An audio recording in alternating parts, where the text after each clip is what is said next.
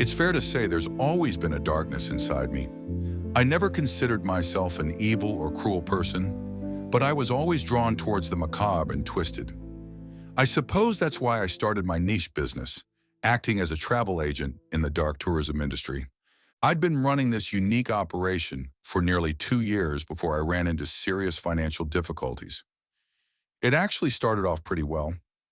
My client list was small, but bookings were steady, and in the first year I organized and led tours to locations as diverse as the Chernobyl exclusion zone, the catacombs under the streets of Paris, Baran la Catedral in Colombia, former prison of Pablo Escobar, and sites of the Ingaben death rituals in Bali. Such destinations are creepy, macabre, and often dangerous. So it's fair to say my trips don't appeal to the average holidaymaker, and they certainly aren't suitable for families. Nevertheless, I was passionate about my business and wanted to open people's eyes to these dark corners of our world, and for a while I really thought I could make it work. But little by little, my customer base shrank and then all but disappeared. A few died of natural causes, others moved on with their lives as priorities changed, and the downturn in the economy made it almost impossible for me to attract new clients. By the time my story begins, the business was in dire straits. I spent day after day sitting in a cold office, the bills and debts piling up while the phone didn't ring and my inbox remained empty. Frankly, I was in a desperate situation, and I guess that's why they targeted me. I thought I knew darkness and could handle whatever the world threw at me, but the horrors I've witnessed since I signed that damn contract, they're beyond my worst nightmares. But all this was still ahead of me as I sat in front of my computer terminal on that slow Monday morning, half asleep until I was brought back to life by the door buzzer ringing. I almost jumped out of my skin as I was so surprised to receive an unannounced visitor to my place of business. I felt a surge of excitement running through me as I reached for my phone and activated the camera app. My heart rate only increased when I cast my eyes upon the mysterious visitor standing outside my door. I saw a young woman in her mid to late 20s, red-haired and stunning, with her voluptuous body shown off by the tight, dark business suit she wore. I was instantly attracted to the young woman, and that's even before I saw her face. I guess she knew I was watching her, but she didn't seem to mind. The mysterious woman raised her head and looked up into the camera.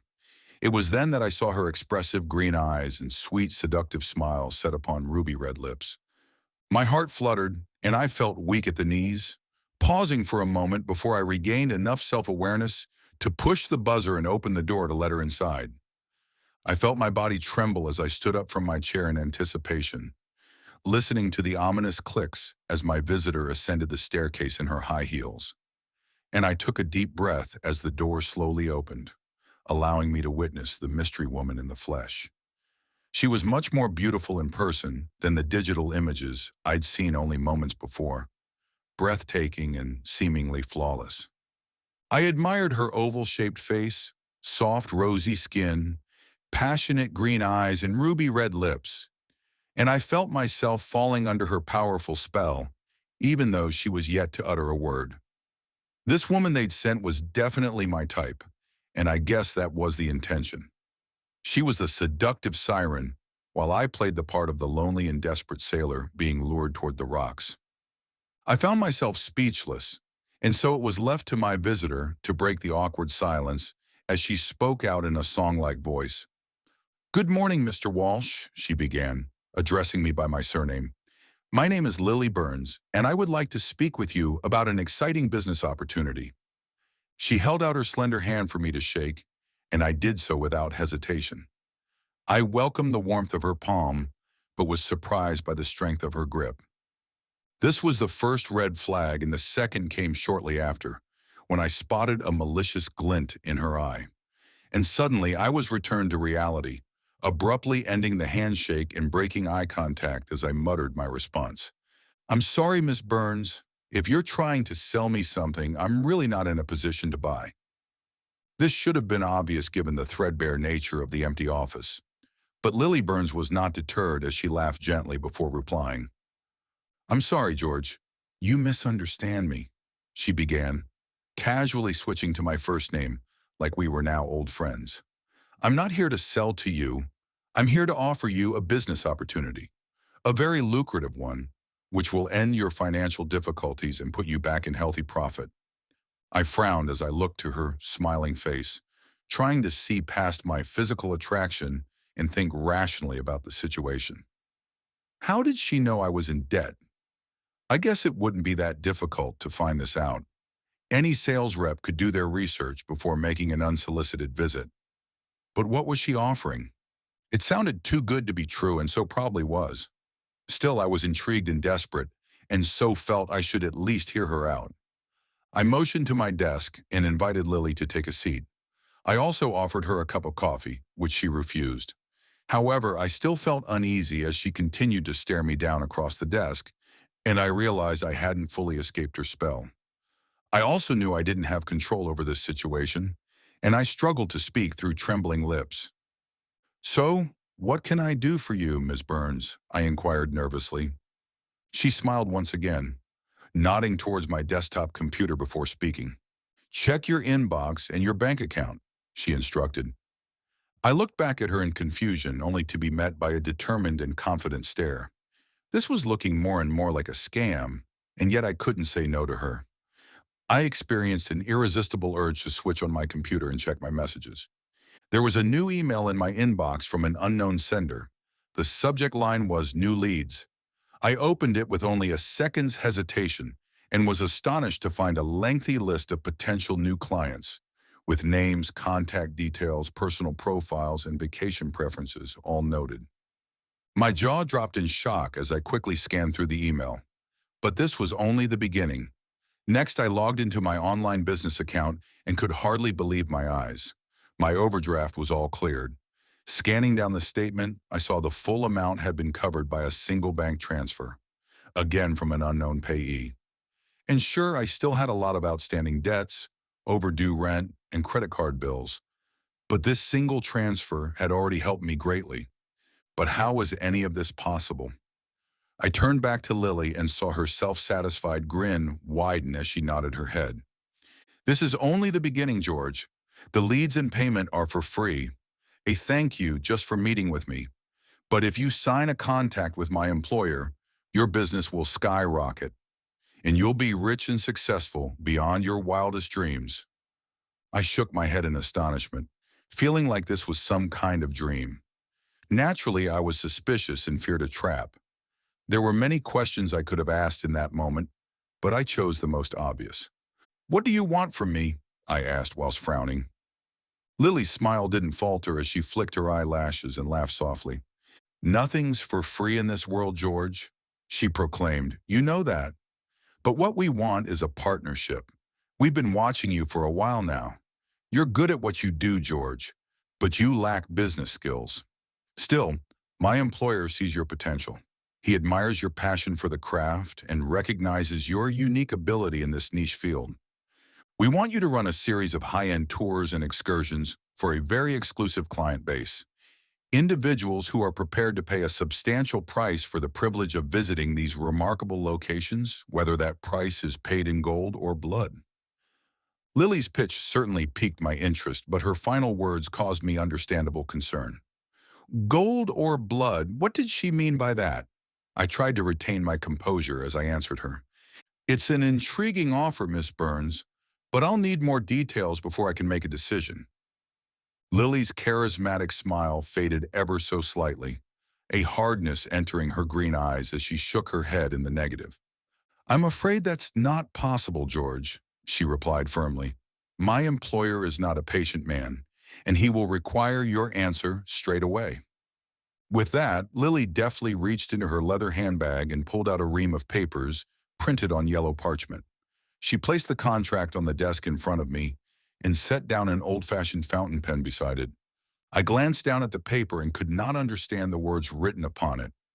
Apparently, the contract wasn't written in English or any other language I could recognize. This was obviously a big problem, and frankly, I didn't appreciate the hardball tactics. "You can't seriously expect me to sign this without reading it first," I said, in what I hoped was a convincing tone of voice. But Lily didn't miss a beat as she leaned forward in her chair and met my eye. "Yes, you will," she said firmly. "You're going to sign, George." because you have no other choice. It's either this or your business, your dream. It all goes up in smoke. And besides, think of all you've got to gain.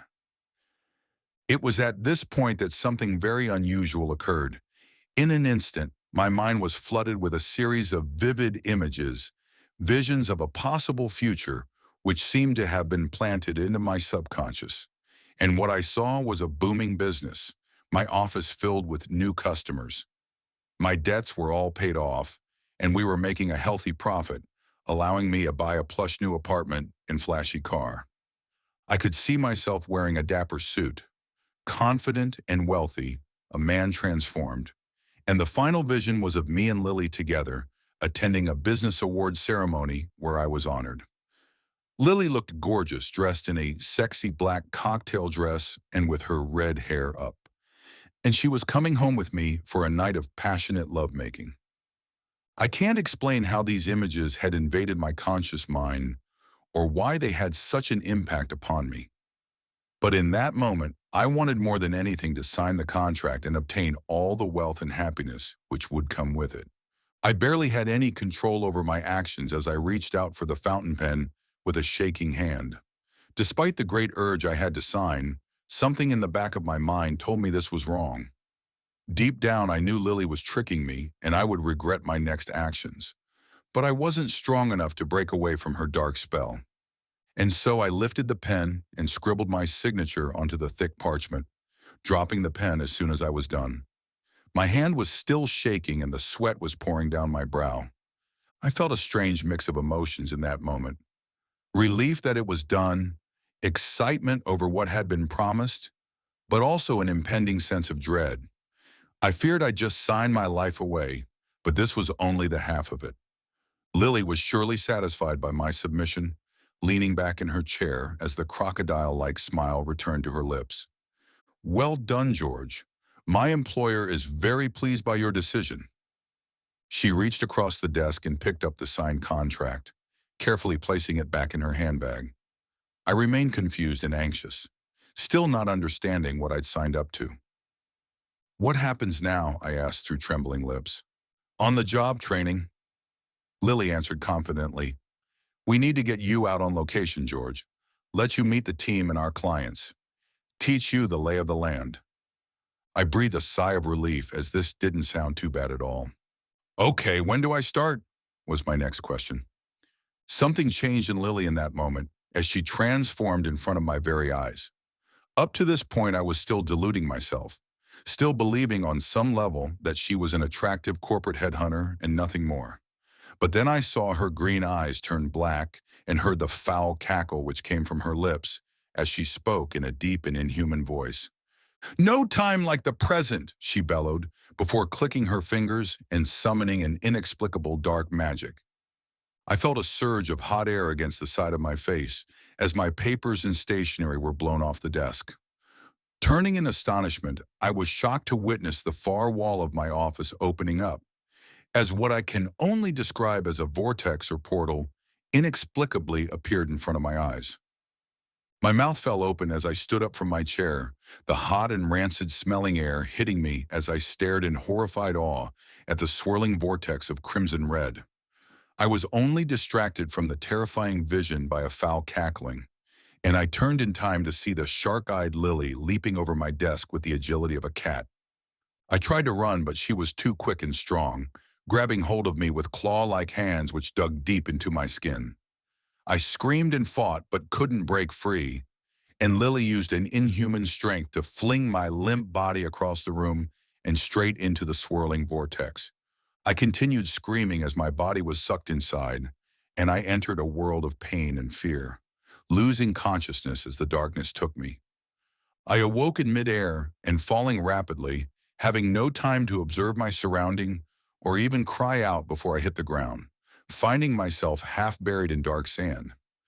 The wind was knocked out of me, and it took a moment to recover and pull myself up. Miraculously, I had no broken bones or serious injuries, but when I surveyed my surroundings, I realized I was far from safe. Looking across the shoreline, I discovered I'd fallen upon a beach of black sand, near pristine and stretching for miles in both directions.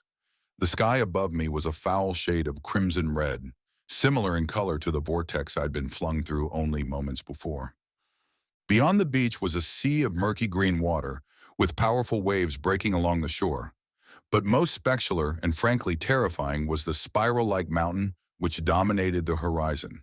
A vast formation thousands of feet high and adorned with several substantial rocky ledges, at least 9 by my count. I believed I could see figures moving upon the lower ledges, but they were so far away it was difficult to be sure. I slowly walked across the black sands, struggling to breathe as the air was so thick. It was almost unbearably hot, and a foul stench filled my nostrils. As far as I could tell, I was on an island. But this inhospitable isle was unlike any I'd ever visited before. And how had I got here? How was any of this possible? I tried not to succumb to blind panic as I stumbled across the beach, only to be disturbed by a shout from behind me. "Hey, newbie, nice of you to drop by." I span around in time to see a trio of figures marching down the beach towards me, all having seemingly materialized out of thin air. As they came closer, I was astonished to see 3 middle-aged men dressed in finely tailored business suits, all smiling and showing off their pearly white teeth as they marched towards me. The trio of businessmen looked entirely out of place in this strange and frightening land, and yet they all seemed perfectly at home here. The man who'd called out to me stepped forward, shooting me a sly wink as he fixed his blonde hair with a comb. "Howdy, pal," he exclaimed amicably whilst holding out his manicured hand for me to shake. "I'm guessing you're George, the new tour guide?" I nodded my head in confirmation, unable to force words through my bone-dry lips. "I'm Bill, and these are my associates, Sanjay and Hans." He nodded towards the 2 men following in his wake, a handsome South Asian man and his bearded European companion. I didn't feel at all comfortable with the situation, but felt obligated to shake Bill's hand in an apparent show of friendship. "It's a hell of a rush first time you go through the portal, right?" he said. Bill's grin widened, but I remained dumbfounded. "Where the hell are we? And who are you guys?" I asked wearily. "We're business partners with your new employer," Bill answered enthusiastically. "The 3 of us work in a finance and investments back topside. That's the day job, but our real passion is games of chance." "Gambling?" I asked incredulously. "Sure," answered one of Bill's companions, who I believed was called Sanjay. "We've played all the casinos in Atlantic City, Vegas, and Macau, but nothing beats the experience here, in the Borderlands." He glanced up at the towering mountain in the island's center, its summit ascending to the red-tinged storm clouds high above. Sanjay seemed transfixed for that moment, and so it was left up to the 3rd man, Hans, to offer an explanation of sorts. "We call this location the Borderland," he began, but many still referred to the island by its original name, Purgatorio. I felt my heart beating faster in my chest, my whole world spinning as I tried to make sense of this madness. "Purgatory?" I muttered in disbelief. "You can't be serious." "Oh, we're very serious, George," said Bill, as he took back control of the conversation. "You are no longer in the mortal realm, my friend. This island is the middle ground between heaven and hell, where the penitents are sent to serve their time and atone for their sins."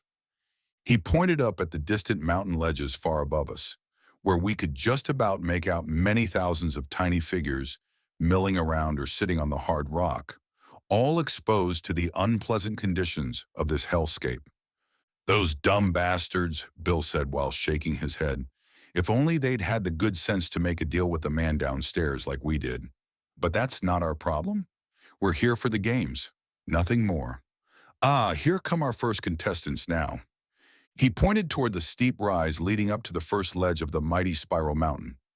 I looked up in shocked awe whilst watching dozens, maybe 100, of wretched figures approaching the cliff's edge, appearing like lemmings marching towards their doom. I continued to watch in shocked horror as they tumbled over the edge one by one, rolling or falling down the hill before crashing to the beach below. Some reached the sands relatively intact and were able to pull themselves up and continue to march with determination towards the shoreline. But others fell heavily, surely breaking bones and crippling their already weak bodies. But not one of these stricken people cried out in pain, and those who still could limped or crawled along the sands with a stubborn defiance. "Who are they?" I asked in bafflement. "And what are they doing?" "Penitents," Sanjay replied in a matter-of-fact tone, as he and the others kept a close eye on their progress. "Sinful souls serving out their time. Some of these guys have been here for centuries, maybe even thousands of years. That's long enough to drive most people crazy. They'd do anything to escape from the Borderlands, as you can see." I shook my head in disbelief, joining the strange trio as we observed the grim procession from afar. "They're heading for the sea," I said, following a sudden moment of revelation. "Of course they are," answered Hans. "This is an island after all. Where else is there to go?" I looked to the unorganized mob of wretched souls, emaciated and filthy men and women with hunger and desperation in their half-crazed eyes. Then I looked to the foreboding sea of murky green and the heavy waves breaking against the sands. All I could see on the horizon was an endless alien ocean, with no other land or means of escape visible in any direction. "They're not going to make it," I said solemnly. "You think?" Bill replied with a cruel laugh. I glared at the yuppie in disgust but saw no shame in his soulless blue eyes. He refused to meet my judgmental gaze, and it was left to Sanjay to explain. "I'm afraid these penitents are quite insane. They have no chance of escape but are prepared to break their bodies and throw themselves into the wake just to try. These are truly lost souls." "Sure, they're a bunch of losers," Bill stated dismissively. "But these sorry suckers are also our contestants, and without them, we would have no game." "Game," I repeated incredulously, but the three men were no longer listening to me, as their focus was now entirely on the desperate penitents as they slowly approached the water. "Okay, enough talk," Bill declared impatiently. "It's time to place your bets. Who's your money on, boys?" A brief pause ensued as both Hans and Sanjay appeared deep in thought. "The dirty blonde-haired woman on the far left," said Hans as he pointed towards an emaciated and half-naked soul who was weaving her way through the sands. "Really?" Bill answered dismissively. "Sure, throw your money away, pal. What about you, Sanjay?" The Indian man delayed for another few seconds before replying. "Put me down for the short guy coming up the middle. The one with the gray beard and crazy hair." "Jesus," Bill swore whilst laughing once again. "That old timer? Are you serious?" "Slow and steady wins the race," Sanjay answered quietly. "You guys are out of your damned minds," Bill replied in mockery. "Let me show you how it's done." The arrogant yuppie observed the slowly moving penitents for a few more seconds before making his decision. The young guy with the red hair coming up on the right walks with a limp, but he's got that winning determination in his eyes. "Okay then," Hans said in a businesslike manner. "So, we're all in for a cool $250,000. "What?" Bill exclaimed in disbelief. "That's goddamn peanuts." "Small stakes for a practice run," Sanjay responded whilst meeting my eye. "We're showing George the ropes, remember?" "Sure, whatever," said Bill. "I'm still going to kick your asses." "We'll find out soon enough," said Hans as he pointed out to sea. "Here come the catchers." I looked out to the choppy green water and saw something big cutting through the surf, remaining below the surface at first but soon emerging to show its horrific form. I almost stumbled on the sand when I spotted the beast's huge head and hideous fangs, noting its cold reptilian eyes which were entirely focused upon the shoreline. As the beast came ever closer, I made out its long and thick body, which easily cut through the surf. The hideous creature appeared to be some sort of sea serpent, its hide covered in dark red scales. I estimated the animal was at least 30 foot long, and damn was it fast. And as the lead serpent rapidly approached the beach, others soon emerged from beneath the waves. I counted at least half a dozen, all moving rapidly and with a deadly determination. It was obvious where the pack of foul serpents were heading. Clearly the monsters were after the wretched penitents, who even now were continuing their suicidal march to the water, walking straight towards their imminent doom like lambs to the slaughter. "What the hell?" I spluttered in disbelief as I watched the horror unfold. I hadn't asked for an explanation, but Hans offered me one nonetheless, walking up beside me and whispering in my ear, "Don't worry, my friend, we are quite safe." I turned to him in disbelief, my jaw dropping as I struggled to find the words. "What is happening?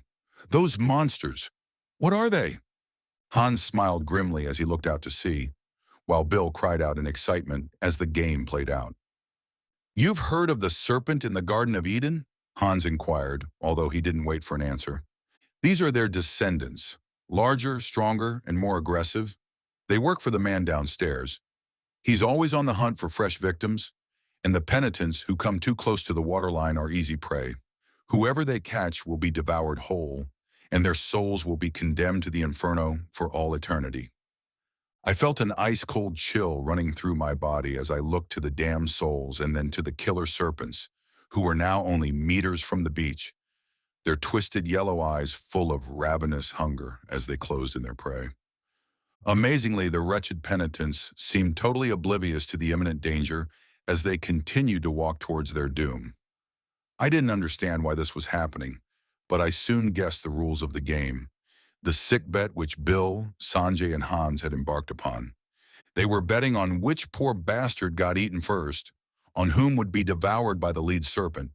A horrific massacre was about to occur in front of my very eyes, and there was nothing I could do to stop it. And so I stood frozen beside my sadistic companions, watching impotently as the horror unfolded. I don't know how, but the sadistic trio had picked the best contestants from the pack. The blonde-haired woman, bearded man, and red-headed youngster soon broke away from the rest, speeding up as they came close to the water.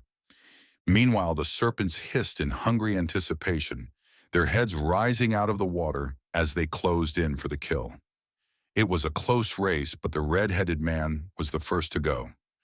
I could only watch as the monster leapt out of the water, its hideous maw expanding to impossible dimensions as it set upon its victim and started to eat him whole, swallowing his limp body like an anaconda would devour a rodent. It was the craziest thing, but the victim didn't fight or try to escape his awful fate. He didn't even scream. In a matter of seconds, the giant serpent had consumed the entire body, its victim's flesh now dissolving in the belly of the beast, while his soul was surely banished down to somewhere truly evil. I felt like I was living through a nightmare as events unfolded rapidly. I was vaguely aware of Bill crying out in joyous celebration. "Hell yeah! Winner, winner! Chicken dinner!" he exclaimed, whilst jumping up and down on the sand. Meanwhile, the massacre continued as yet more deadly serpents leapt from the murky waters and set upon their victims, devouring them one by one in a sickening spectacle. I looked away in disgust, feeling the bile rising up my throat as I vomited on the beach. I heard Bill laughing as he walked over and patted me heavily on the back. "Man up, Georgie boy. You'll need a stronger stomach for this line of work." I looked up in annoyance, but Bill had already moved on to mock his companions. "Well, guys, looks like I kicked your asses once again. What can I say? I know how to pick them." Sanjay and Hans met their friends gloating with hard stares. "Yes, congratulations, old friend," Hans said sarcastically. "A great triumph indeed."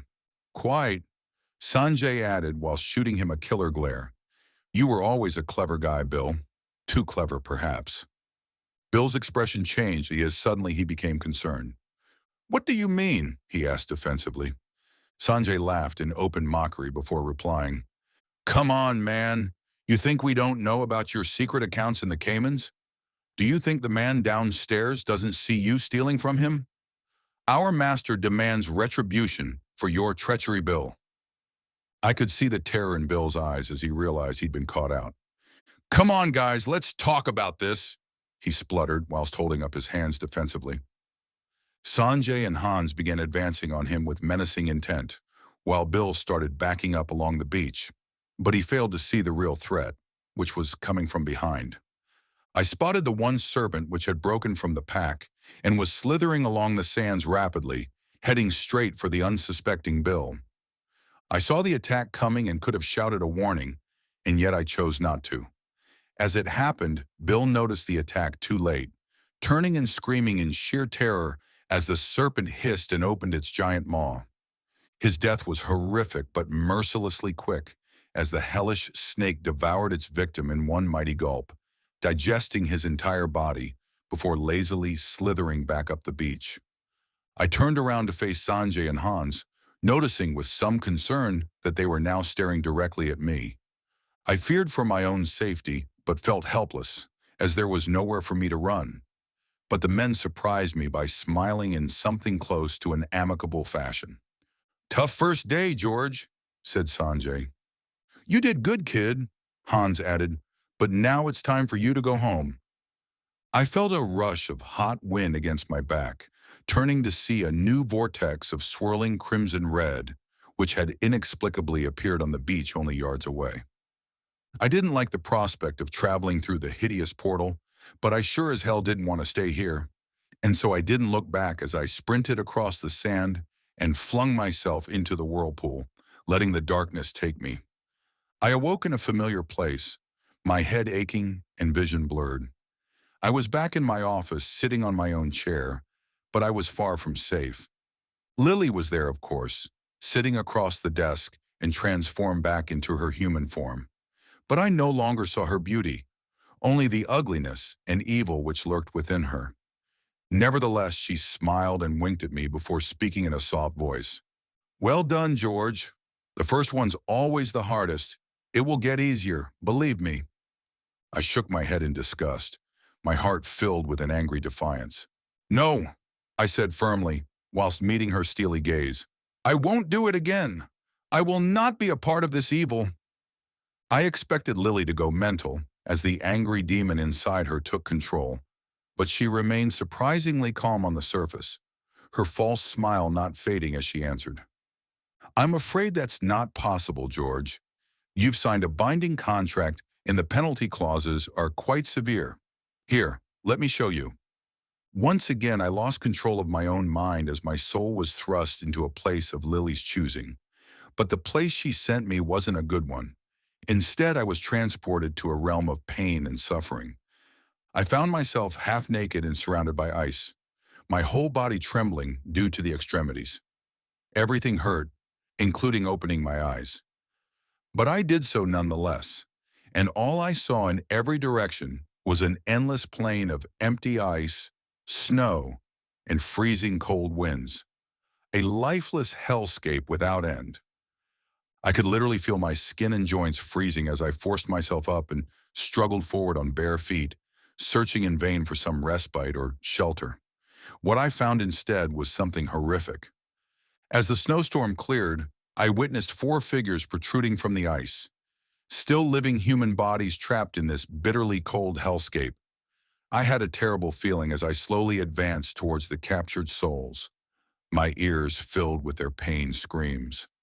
And my worst fears came to fruition as I saw their terrified faces, and there was an instant recognition. Before me, their bodies encased in ice, were my older sister, my young niece, and my elderly parents. All were trapped up to their waists, desperately trying to dig themselves out, with no success. Their skins were blue and their eyes wide with absolute terror. My family were suffering, and they begged for my help. But before I could do anything, Lily snapped her fingers and brought me back to reality. I shot up from my office chair, my brow covered in cold sweat as I demanded answers. "What the hell was that?" I cried. "That was a vision of the future," Lily replied smugly, with a twisted smile still on her lips. "Your nightmare will become the reality if you fail to fulfill the terms of your contract." My anger turned to icy terror as I realized what I'd done. Not only had I put my own soul at risk, but I'd also placed my loved ones in extreme danger. Lily and whatever evil entity she worked for, they had me over a barrel. If only I had shown strength and resisted Lily's charms and false promises. But alas, I signed that damn contract, and now I have no choice. I felt all my defiance melting away as I meekly submitted to Lily's demands, collapsing back into my chair as I uttered my words of submission. "Okay, what do you want me to do?" Lily's hateful smirk widened and her green eyes twinkled with malicious glee.